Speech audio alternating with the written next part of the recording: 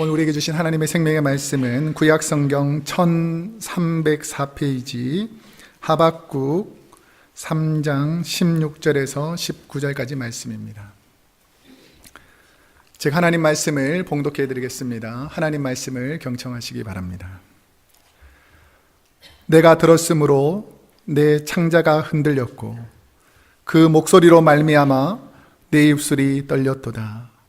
무리가 우리를 치러 올라오는 환난 날을 내가 기다림으로 썩이는 것이 내 뼈에 들어왔으며 내 몸은 내 처소에서 떨리는 도다. 비록 무화과 나무가 무성하지 못하며 포도나무에 열매가 없으며 감람나무에 소출이 없으며 밭에 먹을 것이 없으며 우리의 양이 없으며 외양간에 소가 없을지라도 나는 여호와로 말미암아 즐거워하며 나의 구원의 하나님으로 말미암아 기뻐하리로다. 주 여호와는 나의 힘이시라. 나의 발을 사슴과 같게 하사 나를 나의 높은 곳으로 다니게 하시리로다. 이 노래는 지휘하는 사람을 위하여 내 수금에 맞춘 것이니라. 아멘. 오늘은 하박국 3장 16절에서 19절까지 말씀을 중심으로 무엇으로 감사할까? 라는 제목으로 하나님 말씀을 선포하도록 하겠습니다. 여러분 인생은 감사합니까? 그러면 질문을 해보겠습니다. 무엇으로 감사하십니까? 설교를 준비하면서 제 마음속에 한 목사님의 감사에 대한 말씀이 생각났습니다. 그분이 뭐라고 말씀하셨냐면 불평은 불행해지는 연습이며 감사는 행복해지는 연습이다. 너무 와닿지 않습니까? 여러분 입술에 감사가 넘치기를 축복합니다. 여러분 행복한 삶을 살기를 원하십니까? 별로 원하지 않아요? 행복한 삶을 사는 데 가장 필수한 요건 중에 하나가 바로 감사를 회복하는 것이죠. 감사. 여러분의 자녀들이 행복해지기를 원합니까? 그러면 무엇을 가르쳐야 할까요? 감사하는 삶을 가르쳐야 된다는 것입니다. 우리 교회가 하나님 은혜가 넘치기를 원하시죠? 행복한 교회가 되기를 원하시죠? 그러면 무엇이 충만해야 될까요? 감사가 충만해야 된다는 것입니다. 우리 옆 사람에게 당신 때문에 참 감사합니다. 한번 고백하겠습니다. 시작. 당신 때문에 참 감사합니까? 행복해지는 거예요. 나는 그래도 불행해지고 싶다. 그러면 계속 감사하지 않으셔도 되면 안 되고 감사해야 되겠죠. 그래서 우리가 살면서 감사한다. 이것은 바로 행복한 삶을 만들어가는 길이다라고 말씀하고 있습니다. 여러분 삶에서 그리고 하루 동안에 그러면 감사하다는 말을 몇 번 정도 하는 것 같아요? 오늘 하루 동안 생각해 봤을 때에 아니면 어제 하루 종일 생각해 봤을 때에 감사합니다라고 몇 번 정도 한 것 같아요?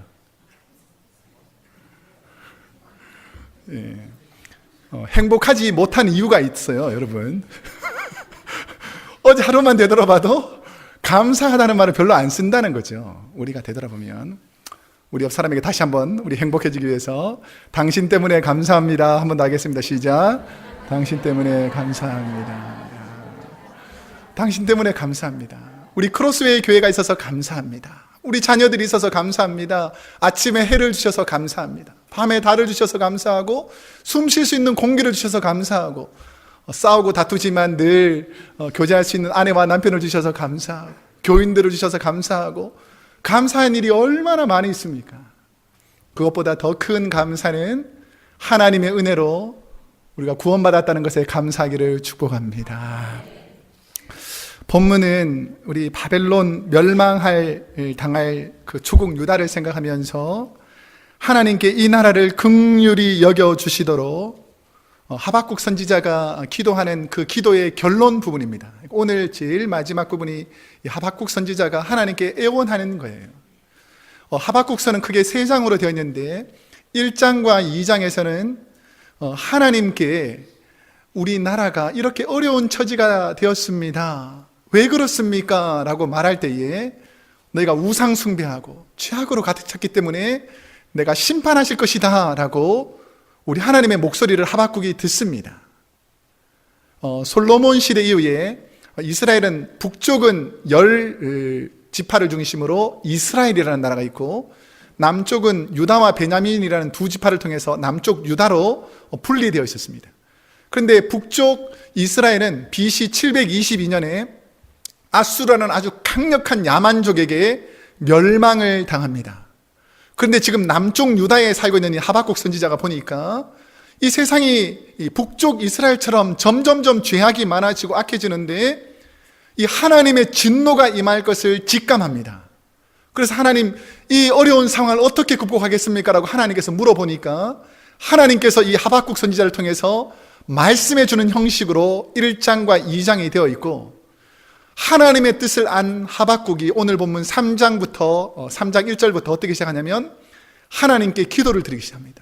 찬양을 지어서 기도를 드리는데, 하나님, 이 고난 가운데 이 어려움 중에 처할 백성들을 생각하니까 너무너무 가슴이 아프고 힘든데 하나님 긍휼히 여겨주시고 다시 한번 이 나라 이 민족이 회복될 수 있도록, 감사가 회복될 수 있도록 하나님 도와주십시오 라고 하나님께 기도드리는 내용의 결론 부분입니다.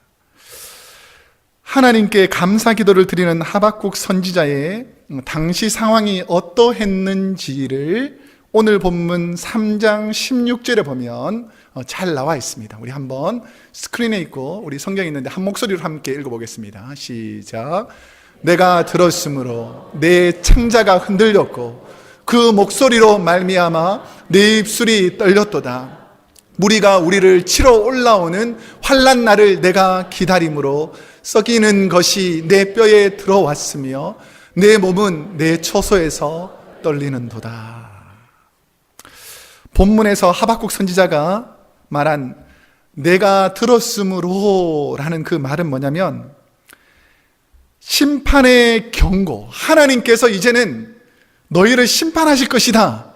너희가 이렇게 우상 숭배하고 죄악된 삶을 살 때에 내가 이스라엘 백성들에게 심판하겠다라는 소식을 듣고 나니까 그 상황이 어떤지를 오늘 16절에서 설명하고 있습니다. 사람이 갑자기 너무나 충격적인 말을 들으면 하박국 선지자처럼 오늘 본문에서 뭐라 그러냐면 창자가 흔들린다는 거예요. 그러니까 막 너무 속이 아프고 쓰릴 때 우리가 막 배가 꼬이는 듯한 그 아픔이 있잖아요. 그 다음에 또 너무 막 두려운 얘기를 들으면 입술이 이렇게 막 떨리잖아요. 그처럼 내가 이 상황을 생각하니까 너무 두려워서 입술이 막 떨린다는 거예요. 예. 저를 집중하세요. 예. 그래서 막 떨린다는 거죠. 그 다음에는 뼈에 골수가 마르는 듯한 두려움이 있다는 것입니다. 그래서 이 두려움 때문에 너무너무 떨리기 시작한다라는 것입니다. 풀리처상을 받은 1917년 당시에 풀리처상이라는 것이 있는데 저명한 언론인이었던 조지 풀리처라는 분이 당시 콜롬비아 대학에서 200만 불을 기증하여서 시작된 것입니다. 이 조지 풀리처가 특별하게 이 나라와 세계 민족 가운데서 특별한 현상이 있을 때에 사진을 제시해서 촬영하면 그것으로 상을 준 사람입니다.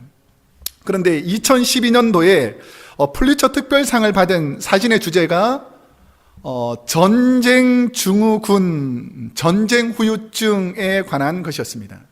이 스토리는 뭐냐면 미군의 해병대에 브라이언 스캇이라는 27살 나이에 이라크 전쟁에 파견받아서 참전을 한 군사가 있습니다. 근데 이 군사가 29살이니까 나이가 그다지 많지가 않잖아요. 그러니까 나이가 많지 않은 이 젊은 청년인데 우리가 생각해보면 27살, 제가 어릴 때는 나이가 많다라고 생각했는데 우리 자녀들이 27살 정도 되는 자녀들이 있잖아요. 그럼 그 아이들이 뭐 대단히 나이가 많은 것이 아니지 않습니까? 그런데 27살 그 청년이 이라크로 파병을 갑니다. 그러니까 전쟁에 가보니까 이 파병되어서 전쟁터에서 이게 뭐 적당하게 싸울 수가 없잖아요.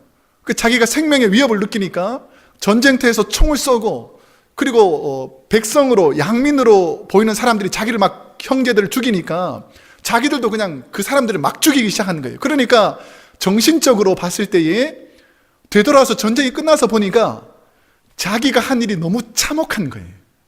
소위 말해서 전쟁터에서 군인만 죽인 게 아니고 사람들도 죽이고 부녀자도 죽이고 막 자녀들도 죽였던 그런 일들이 밤마다 생각나는데 이게 두려워서 잠을 못 이루는 겁니다. 지금 나오면 안 되는데. 그 두려워서 잠을 못 이루는 겁니다. 그러니까 죽음의 공포에서 계속해서 잠을 못 이루어 가지고 이것을 사진으로 찍습니다. 그래서 2012년도에 이 사진을 제시하는데 이 사람이 주로 자살 충동을 일으켜 가지고 손을 긋고, 그러니까 외상후 스트레스 장애라 그래 가지고 밤마다 너무 두려워서 계속해서 밤마다 소리가 들리고 막 죽음의 공포가 있으니까 도저히 견딜 수가 없는 거예요. 그러니까 그 상황을, 일상적인 상황을 사진 49장에다가 기록합니다. 그래서 기록해 놓은 것을 보면서 전쟁이 얼마나 힘들고 어려운지를 한 사람의 삶을 통해서 자신의 삶을 보여주는데, 집안에 보면 벽이 있는데 막 때려가지고 벽이 다 무너져 있고, 그리고 날마다 공포와 두려움에 쌓여있는 그의 삶을 사진으로 찍혀져 있습니다. 그 사진을 보면서 전쟁의 공포와 두려움이 한 인간을 서서히 죽여나간다라는 것을 묘사하고 있다는 것입니다. 왜 이렇게 선지자 하박국이 지금 두려워할까요? 창자가 뒤틀리듯이, 입이 떨리듯이, 그리고 막 뼛속에 마르는 듯한 그 두려움이 왜 있을까라고 생각해 봤을 때에 그것은 하나님의 진노 때문입니다. 하박국 1장 6절에 보면 하나님을 떠나 우상숭배와 죄에 빠진 유다 민족이 사납고 성급한 백성인 갈대아 사람을 일으키신다라는 경고의 메시지를 받게 됩니다. 우리 갈대아 사람들이 어떤 사람인지 하박국 1장 7절 말씀을 우리 한번 보겠습니다. 우리 스크린에 있는데 한번 함께 읽겠습니다. 시작. 그들의 군마는 표범보다 빠르고 저녁 이리보다 사나우며 그들의 마병은 먼 곳에서부터 빨리 달려오는 마병이라 마치 먹이를 움키려 하는 독수리의 나름과 같으니라 라고 말합니다. 몇 주 전에 한 집사님으로부터 일제강점기에 우리 조선이 패망하잖아요. 그랬을 때 식민지 상황에서 살았던 그 어려움에 대해서 듣게 되었습니다. 무참히 사람을 죽이고 여성들의 인권을 유리하고 학살하는 일들을 일삼는 고통의 현장들을 듣게 되었어요. 그 일제가 얼마나 잔인하게 우리 조선 민족들을 괴롭혔냐면 그 역사적 사진을 보면 사람들을 목으로 칼로 뱁니다. 그 일본 병사들이. 그랬을 때 이게 재미로 베는 거예요. 재미로. 그러니까 사람들을 이렇게 모아놓고 자기 장군들, 병사들이 자기 이 실력을 자랑하느라고 이거 한 번에 자를 수 있냐 못하냐 이런 것을 사람을 가지고 하는 거예요. 그것을 당하는 사람들이 얼마나 두렵고 떨리겠습니까? 근데 이렇게 한 번에 죽는 수도 있지만 이게 빗 맞아서 이게 목에 상처가 되어서 이렇게 고통을 당하는 사람들을 무참히 죽여나가는 현상들이 있고, 특별히 연약한 여자들에게 아주 악랄한 방법으로 괴롭히는 것들이 전쟁을 통해서 일어나는 것을 보게 됩니다. 이것을 본 사람들이 전쟁이 얼마나 치욕적이고 떨리고 힘든 일인 것을 알게 된다는 것이죠. 저희 교회에서도 70이 넘으신 소망의 어르신들을 통해서 6.25 전쟁을 경험한 것을 우리가 보게 됩니다. 그런데 일제강점기 시대에 1919년 4월 15일에 제합리 교회에서 어떤 일이 벌어지냐면 예수 믿는 사람들을 다 교회로 오라 그럽니다. 그래서 어린아이, 부녀자, 어르신, 노인들, 젊은 사람들을 다 교회 안에다가 모아놓고 밖에서 불을 태워 죽이는 현상들이 일어납니다. 그러니까 전쟁이나 패전국이 얼마나 참혹한 현실을 겪게 되는지를 우리가 보게 된다는 것입니다. 우리가 한국 전쟁에서도 보면 특별히 여러 사람들의 핍박이 많았지만 예수 믿는 사람들의 핍박이 상당했습니다. 그러니까 마을 주민들을 다 모아놓고 인민재판이라 그래서 북한의 인민군들이 사람들을 가운데 모아놓는 거예요. 그래서 아주 잔인한 방법으로 사람들에게 감정을 건드립니다. 그래서 어제까지 형제였던 사람들이 돌을 들고 그 사람들을 공개에 처형하는 그런 일들이 있고, 어떤 사람은 죽창으로 찔러가지고 그 며칠 동안 그 사람들을 고통을 줘서 죽이게 하는 이런 일들이 있었다는 것이죠. 그러니까 이 전쟁을 경험한 사람들은 전쟁이 얼마나 참혹하고 무섭고 두려운 것을 알게 됩니다. 하박국 역시 북왕국 이스라엘이 북쪽이 멸망하는 것을 봤습니다. 남쪽 유다에서. 근데 북쪽 왕국에는 아수르라는 아주 야만 민족, 북쪽에서 가장 야만 민족이 자기 동족들 10지파를 무참하게 비참하게 죽이는 모습을 본 거예요. 그런데 지금 하나님께서는 이 북왕국 이스라엘을 멸망하듯이 지금 남쪽 유다도 갈대아 사람, 이제 나중에 이게 바벨론이라는 나라가 되는데, 이 바벨론이라는 나라를 통해서 표범이 빨리 가서 사람을, 짐승을 낚아채듯이 잔인하게 죽이는 모습들을 하박국 선지자에게 지금 알려주는 것입니다.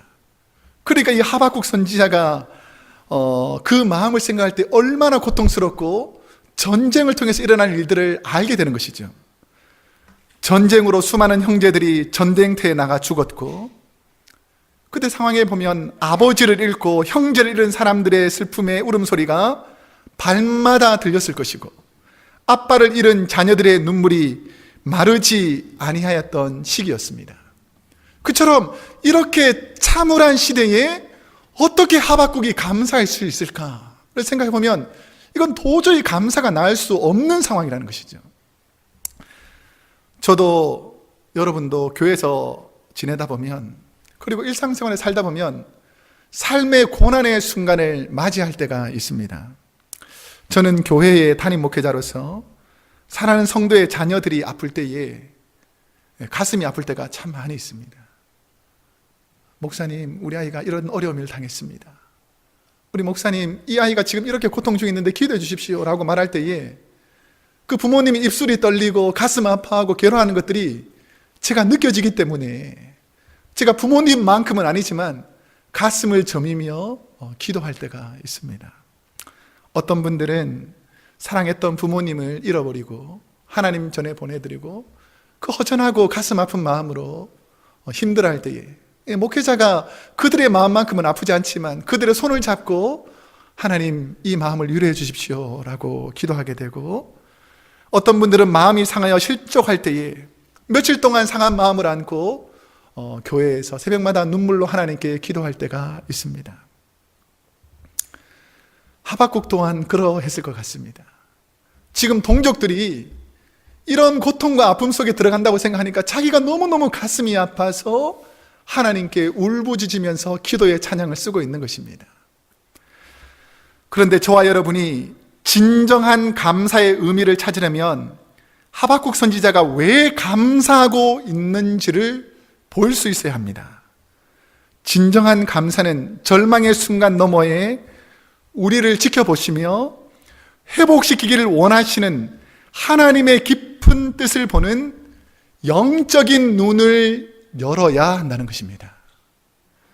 본문에서 하박국은 어디에 마음의 가치를 두고 있습니까? 오늘 본문 3장 17절에 보면 하박국이 어디에 마음을 두고 있는가 한번 읽어보겠습니다. 시작. 비록 무화과 나무가 무성하지 못하며 포도나무에 열매가 없으며 감람나무에 소출이 없으며 밭에 먹을 것이 없으며 우리의 양이 없으며 외양간에 소가 없을지라도 라고 말합니다. 우리가 살고 있는 이 세상에는 변하는 것과 변하지 않는 것이 있습니다. 변하는 것을 상대의 가치라고 한다면 상황과 환경에도 변하지 않는 것을 절대의 가치라고 할 수가 있습니다.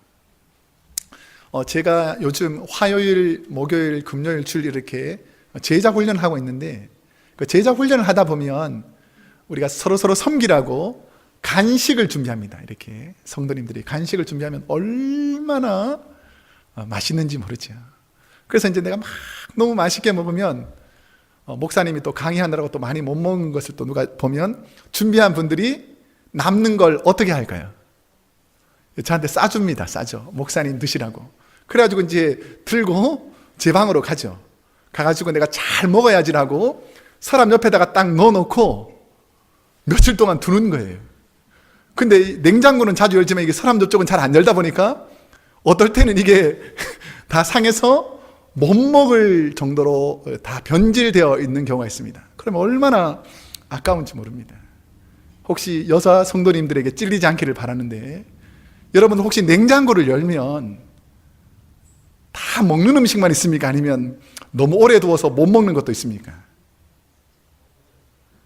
우리 신광수 권사님 있다고 해야 되시는데 왜냐면 주사님 일부에 있습니다! 라고 그게 말했기 때문에 그처럼 우리가 냉장고에 잘 보존하려고 하지만 대부분은 시간과 상황에 따라서 변질됩니다. 이런 것을 상대적 가치라고 말합니다. 그런데 시간이 지나면서 변질되어서 음식을 못 먹는 것처럼 변질되었을 때 나쁜 것이 있다는 것이죠. 예를 들면 우리가 우정이 좋은 것이지만 우정이 변질되면 어떻게 되는 줄 아세요? 원수 관계가 되는 경우가 많습니다. 우정이 확 변질돼가지고 싸우고 다투는 원수 관계가 되죠. 우리가 남녀 사이의 사랑이 좋은 것이지만 사랑이 변질되면 어떻게 되는 줄 아십니까? 시기하고 질투하고 이런 현상들이 벌어지죠. 근데 요즘은 이 차원보다 훨씬 더 완전히 대단한 차원이 돼가지고 옛날에는 남녀만 사랑했는데 이 사랑이 변질돼가지고 어떻게 됐죠? 남자가 남자를 사랑하고 여자가 여자를 사랑하는 이렇게 사랑이 고귀한 것인데 비참한 것으로 바꾸어 버리는 것, 이것을 변질되게 만드는 것. 그래서 사랑이 너무너무 아름다운 것인데 좋지 않은 것으로 바꾸어 버리는 그런 것들이 일어난다라는 것입니다. 지식이 좋은 것이지만 하나님을 경외하지 않는 지식에 인간이 사로잡혀 있으면 사람이 어떻게 변질되는 줄 아세요? 교만해집니다. 하나님께서 주신 지식은 우리를 겸손하게 만드는데 그 겸손한 지식이 변질되면 교만하게 바뀌어 버리더라는 것입니다. 하박국 선지자가 선택한 감사는 이런 상대적인 감사가 아니었다는 것입니다.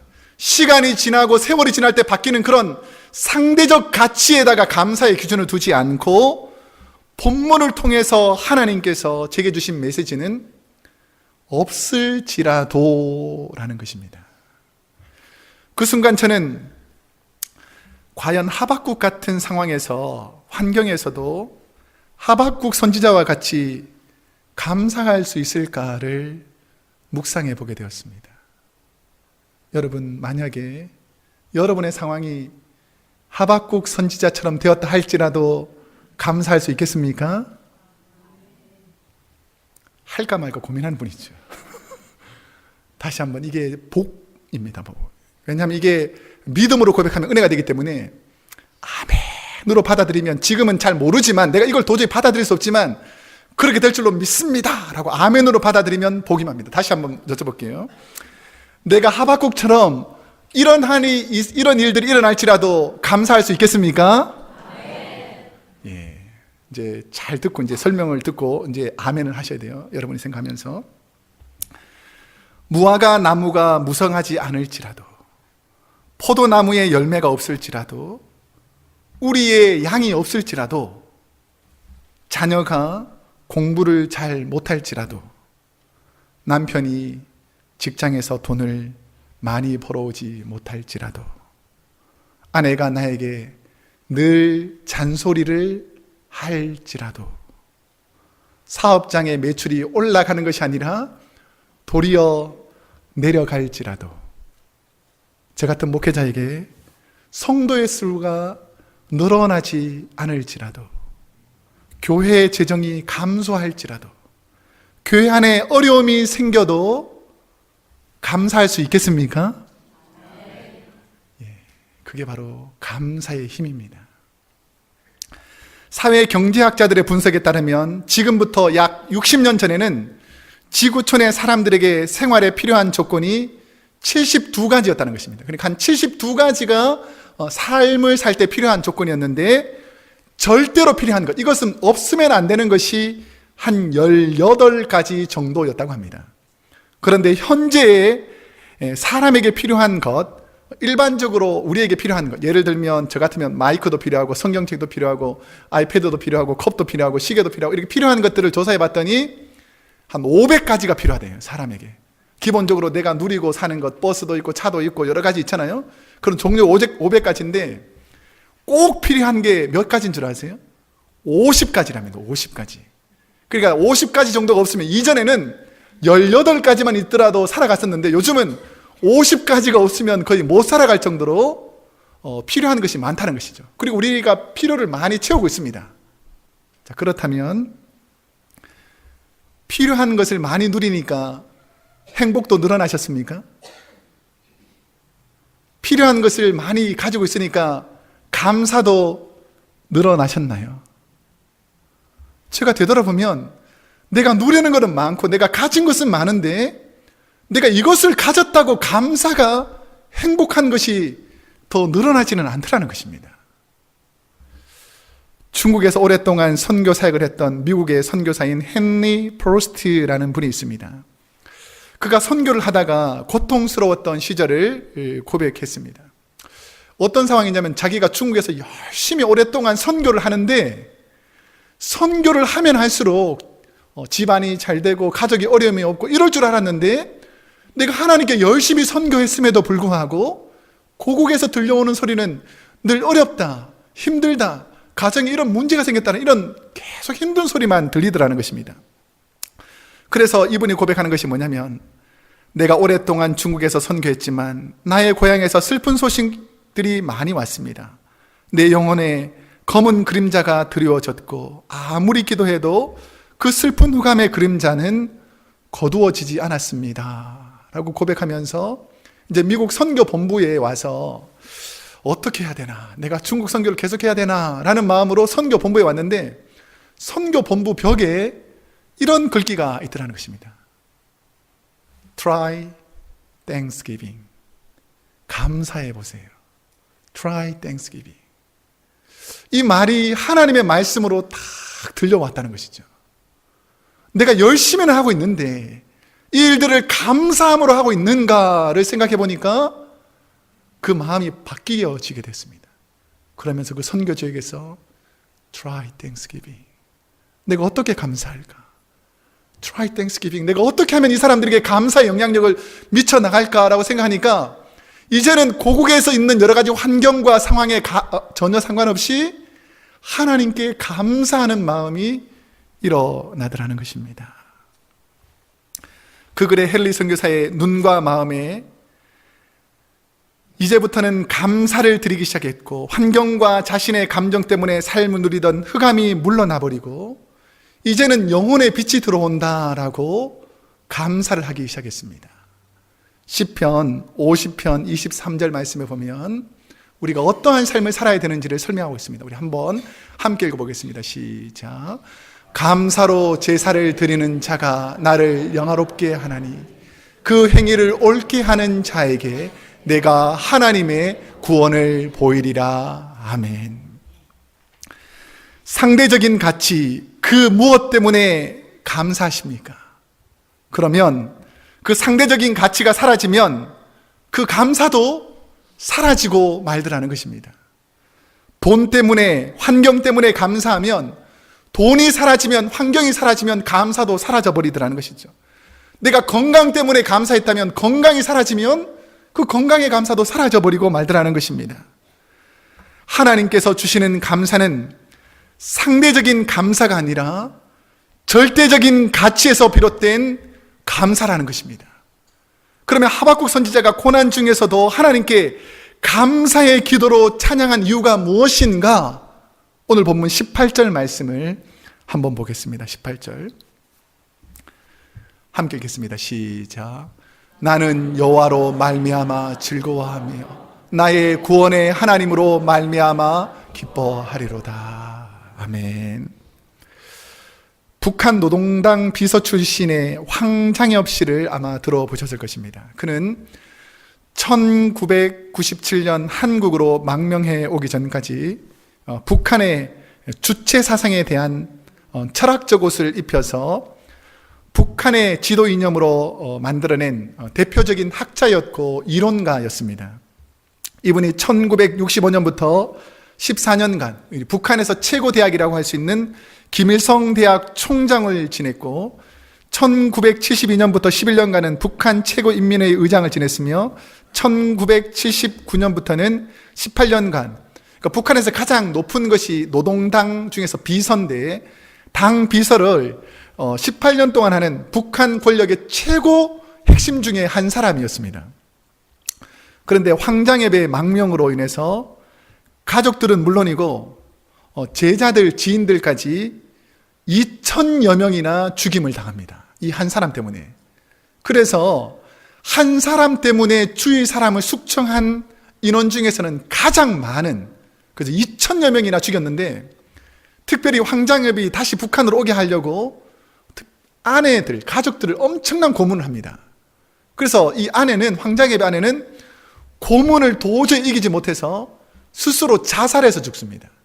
그리고 그 자녀들이 이 죽음을 당하거나 강제 수용소로 끌려가는 소식을 듣게 됩니다. 황장엽이라는 이 최고 지도자가 만약에 자신이 북한에서 망명하면 자녀들이나 형제 자매들, 이웃들에게 그런 일이 있을 줄 알았을까요? 몰랐을까요? 당연히 알죠. 왜냐하면 자기가 최고 지도자로 있을 때에도 다른 사람이 망명을 하게 되면 수많은 가족들이 죽음을 당한다는 것을 알았습니다. 근데 이런 희생이 있을 줄 알면서도 왜 북한을 탈출해서 망명했는가를 그의 회고록에 보면 나오는데 뭐라고 쓰여있냐면 엄청난 희생을 감수하면서도 남한으로 내려온 이유를 지상 천국이라고 속이는 북한 체제의 잘못을 알리기 위해서였다라고 고백합니다. 당시 북한에는 100만 명 이상이 굶어 죽어가던 시절이었습니다. 북한의 백성들을 살리는 유일한 방법이 북한 주체 사상을 만든 자신이 남한으로 망명함으로 북한이 잘못되었다는 것을 온천하게 알리기 위해서라고 그는 고백합니다. 황장엽은 한국에서 13년 8개월을 머물다가 지난 2010년 10월 10일에 비극적인 인생을 마무리하게 되었습니다. 그러나 노년에 한 아름다운 만남이 있었습니다. 그분이 돌아가신 다음에 알려지게 되었는데 그 한국의 장로의 신학대학원이라는 곳이 있는데 장로의 신학대학교, 그곳에 제가 있을 때 교수님으로 계셨던 주선애라는 여자 교수님이 계셨습니다. 이분이 주로 하신 일이 뭐였냐면 교수를 은퇴하신 다음에 북한에서 탈북자들이 한국으로 대거 많이 유입되게 되었는데 그들의 복지를 책임지기 위해서 세터민 선교라는 것을 하게 되었어요. 그러니까 북한에서 넘어온 많은 사람들을 이 주선의 교수님이라는 분이 도와주니까 자신의 동족들을 돌봐주는 일들을 하는 그 주선의 교수님에게 감사해서 황장엽 씨가 찾아왔습니다. 그래서 이분의 일들을 같이 도왔어요. 그러면서 노년에 이분이 어떻게 되냐면 하나님과의 만남을 통해서 예수 그리스도를 구주로 영접합니다. 그래서 하나님과 만난 후에 그분은 늘 자신의 잘못을 고백하고 가족들과 민족, 하나님께 죄를 범한 죄인이라고 늘 고백하며 살았습니다. 일남 삼녀의 자녀들과 손자들에 대한 죄책감과 그리움 때문에 늘 남한에서 살면서 나 때문에 자녀들이 죽었구나, 나 때문에 이웃들이 죽었구나라는 늘 죄책감이 있었습니다. 그리고 북한이 끊임없이 살해를 하려고 했었기 때문에 한순간도 편안하게 잠을 잘 수가 없는 그런 살해 위협을 받고 살았습니다. 그런 사람에게 그를 이 땅이 떠나기 전에 민족의 비극을 안고 살아가야 했던 그가 정신적, 영적으로 위안을 얻을 수 있었던 것은 하나님을 만나고 난 다음에 이 사람이 변화되더라는 거예요. 내가 이렇게 악한 일을 하고 죄악된 일을 했었지만 나 같은 죄인도 하나님께서 구원해 주신다는 그 은혜를 가지고 감사하며 살았다라는 것입니다. 하박국은 영원히 변치 않는 것에 대한 가치, 하나님께로부터 오는 것에 대한 가치를 통해 감사했습니다. 영원히 변치 않는 것, 그것은 모두 하나님께로부터 나온 절대의 가치, 사랑의 선물들이 있을 때에 우리가 감사가 있지, 상대적으로 변하는 것으로 우리가 절대로 감사가 만족되지 않더라는 것입니다. 교회에서도 옆에 지체가 무엇을 해주기 때문에, 나의 도움이 되기 때문에 감사하는 것이 아니라 하나님께서 우리에게 주신 선물이기 때문에 하나님의 절대적인 사랑과 섬김과 희생과 봉사를 통해서 옆 사람을 볼 수 있기를 축복합니다. 우리 옆 사람을 보면서 이렇게 한번 할까요? 당신 때문에 참 감사합니다. 시작. 옆 사람 때문에 참 감사합니까? 왜 감사합니까? 무엇 때문에 감사합니까? 그 사람이 나한테 잘해주니까? 먹을 것을 주니까? 나에게 도움이 되니까 감사하는 것이 아니라, 그것도 물론 감사하지만 이분이 하나님께서 나에게 연결시켜 주신 귀한 믿음의 동력자이기 때문에 감사할 수 있기를 축복합니다.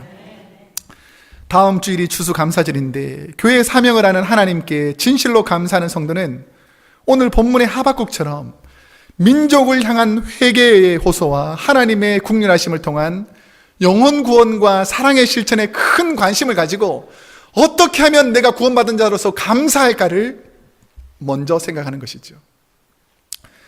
한국 전라남도 여수의 나병 환자를 섬겼던 우리 애양원 손양원 목사님 기념관을 제가 다녀온 적이 있습니다. 제가 부목사일 때에 우리가 잘 아시는 우리 손양원 목사님이 어떻게 살았는지에 대해서 그 기념관이 지어져 있는데, 그 기념관에는 그 목사님의 유품들 중에서, 전시해 놓은 것들 중에서 두 아들이 순교당한 직후에 장례식장에서 하나님 앞에 바쳤던 감사 헌금 봉투가 있습니다. 그 봉투 겉면에는 뭐라고 써 있냐면, 두 아들의 순교를 감사하며 1만 원, 손양원이라고 쓰여져 있습니다.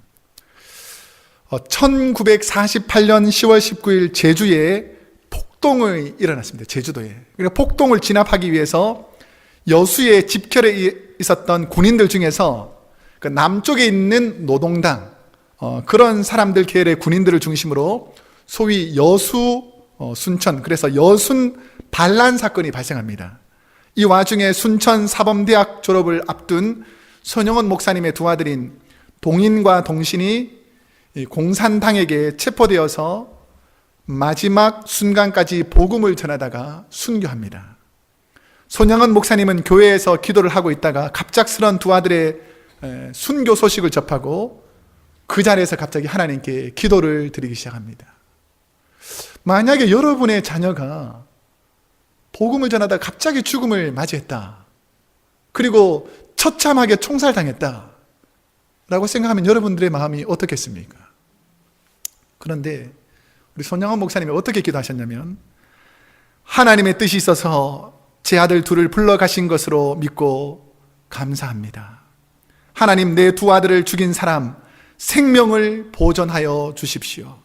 제가 전도하겠습니다. 그가 그대로 지옥 가서는 안 됩니다. 하나님, 저에게 그를 사랑할 수 있도록 마음을 주옵소서라고 기도했다라는 것입니다. 손 목사님은 서둘러서 미군 사령관에게 청원서를 내어서 자신의 두 아들을 죽인 공산당원을 찾아가 용서하기로 결심했고, 장례식장에 모인 조객들에게 부족한 제가, 저와 여러분이 감히 흉내낼 수도 없는, 우리가 너무나 잘 알고 있는 손영원 목사님의 10가지 감사라는 것을 장례식장에서 말씀합니다. 제가 그 손영원 목사님의 말씀을 그대로 읽어드리겠습니다. 제가 이 시간에 무슨 답사를 하고 무슨 인사를 하겠습니까마는 하나님 앞에서 감사하는 마음이 있어서 몇 가지 말씀드립니다. 첫째, 나 같은 죄인의 혈통에서 순교의 자식들이 나오게 하셨으니 하나님께 감사합니다. 둘째, 허다한 많은 성도들 중에 어찌 이런 보배들을 주께서 하필 나에게 맡겨주셨는지 그 점 또한 주님께 감사합니다. 셋째, 삼남 삼녀 중에서 가장 아름다운 두 아들 장자와 차자를 바치게 된 나의 복을 하나님께 감사드립니다. 넷째, 한 아들의 순교도 귀하다 하거늘 하물며 두 아들의 순교이리요. 하나님 감사합니다. 다섯째, 예수 믿다가 누워 죽는 것도 큰 복이라 하거늘 하물며 전도하다 총살 순교 당함이리요. 하나님 감사합니다. 여섯째, 미국 유학하려고 준비하던 내 아들 미국보다 더 좋은 천국에 갔으니 내 마음 안심되어 하나님 감사합니다. 일곱째, 나의 사랑하는 두 아들을 죽인 원수를 회개시켜 내 아들 삼고자 하는 사랑의 마음을 주신 하나님께 감사합니다. 여덟째, 내 두 아들의 순교로 말미암아 무수한 천국의 아들들이 생길 것을 믿어지니 우리 하나님께 감사합니다. 아홉째, 이상 8가지 진리와 하나님의 사랑을 찾는 기쁨의 마음, 여유 있는 믿음을 주신 우리 주 예수 그리스도께 감사드립니다. 10번째, 이렇게 과분한 복을 누리게 된 것을 감사합니다 라고 장례식장에서 말씀하셨다는 것이죠.